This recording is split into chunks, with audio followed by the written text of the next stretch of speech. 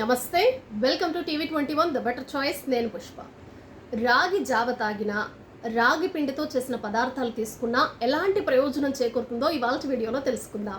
చవకగా చాలా ఈజీగా తయారు చేసుకోగలిగే వంటల్లో రాగి జావ ఒకటి. ఇది రోజు తీసుకుంటే గనక చాలా ప్రయోజనాలు ఉన్నాయని డాక్టర్లు చెప్తూనే ఉన్నారు. అలాగే మన పెద్దలు ప్రతిరోజు రాగి జావ తీసుకునేవారు. వివిధ సమస్యలతో బాధపడేవారు రాగి జావను ప్రతిరోజు ఒక గ్లాస్ తాగితే చాలా మేలు చేకూరుతుంది. అలాగే ఆ సమస్యల నుంచి త్వరగా బయటపడే అవకాశం కూడా ఉంటుంది. రాగి జావలో విటమిన్లు, మినరల్స్, కార్బోహైడ్రేట్లు, ఫైబర్లు, కొవ్వులు, ప్రోటీన్లు వంటి అన్ని అవసరమైన స్థూల పోషకాలు కలిగి ఉంటుంది. అదే అండి మైక్రో న్యూట్రియంట్స్ను కలిగి ఉంటుంది. దీనిలో చాలా తక్కువ కొలెస్ట్రాల్, సోడియం స్థాయిలను కలిగి ఉంటుంది కాబట్టి, అలాగే వైటమిన్ సి, ఈ కూడా ఇందులో లభిస్తుంది. ఇందులో బి కాంప్లెక్స్ విటమిన్లు కూడా పుష్కలంగా ఉంటాయి. Folic acid, magnesium, iron, phosphorus వంటివి అధికంగా ఉంటాయి. నేను ఇవాళ రాగి సంగటి, కోడి కూర వీడియోను అప్లోడ్ చేశాను. అది తినటం వల్ల ఎన్నో లాభాలు ఉన్నాయని కూడా నేను తెలియజేశాను. ఇదిగోండి మీకోసం ప్రత్యేకంగా ఈ వీడియోను కూడా చేస్తున్నాను.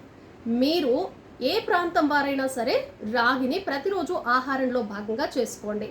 గ్యాస్ ప్రాబ్లం కానీ రకరకాల ప్రాబ్లమ్స్, మీరు వెయిట్ లాస్ ట్రై చేస్తూ ఉంటే కూడా రాగి జావ కానీ, రాగి రొట్టె కానీ, రాగి సంగటి కానీ మీకు చాలా బాగా ఉపయోగపడుతుంది.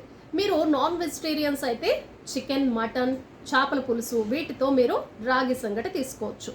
లేదా మీరు వెజిటేరియన్స్ అయితే కనుక మీరు ఏ వెజ్ కర్రీతో అయినా, పప్పు లేకపోతే సాంబార్ లేకపోతే ఏ పచ్చళ్ళతో అయినా కూడా, మసాలా కూరలతో కూడా మీరు రాగి సంగటి తినొచ్చు. రాగి జావలో ఫైబర్ ఎక్కువగా ఉంటుంది. ఇది ఎక్కువసేపు కడుపు నిండిన అనుభూతిని మనకిస్తుంది. ఇవాళ నేను అప్లోడ్ చేసిన వీడియో చూడండి. రాగి ముద్ద, చిన్న ముద్ద మాత్రమే తిన్నాను, కడుపు నిండిపోయింది. చాలా ఫుల్గా ఉంటుందండి కడుపు. మనకి ఎక్కువసేపు ఆకలి అనిపించదు, అలాగే స్ట్రెంగ్త్ కూడా అనిపిస్తుంది అనమాట. చాలా మనకి ఉత్సాహంగా ఉంటాము, ఎక్కువ పొటెన్షియల్ అంటే ఎక్కువసేపు పనిచేసే శక్తి, అలాగే మనం యాక్టివ్గా కూడా ఉంటాం. ఓకేనా అండి? మరొక వీడియోలో ఫుల్ డీటెయిల్స్ తెలుసుకుందామండి. ఇది ఇవాల్టి వీడియో. మరొక వీడియోలో మళ్ళీ కలుద్దాం. నమస్తే.